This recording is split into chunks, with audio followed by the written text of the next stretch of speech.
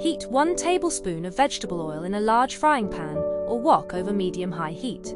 Add 2 diced chicken breasts, about 400 grams, and cook for 6 to 8 minutes until golden and fully cooked. Remove from the pan and set aside.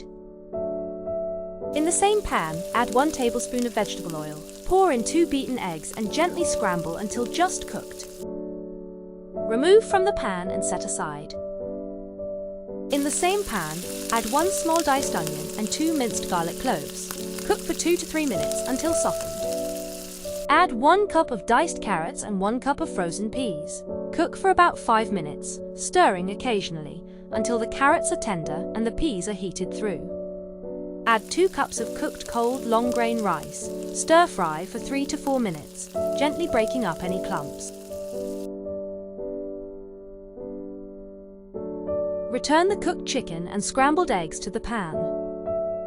Add 3 tablespoons of light soy sauce, 1 tablespoon of oyster sauce, if using, 1 teaspoon of sesame oil, and 1/2 teaspoon of ground black pepper.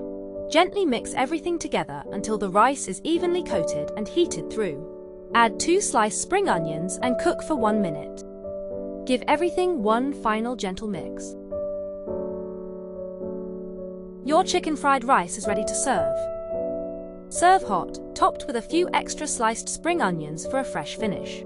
Enjoy this delicious homemade chicken fried rice while it's hot. If you enjoyed this recipe, please give this video a thumbs up and subscribe to Creative Recipes for easy home cooking recipes, delicious meal ideas, and everyday kitchen inspiration.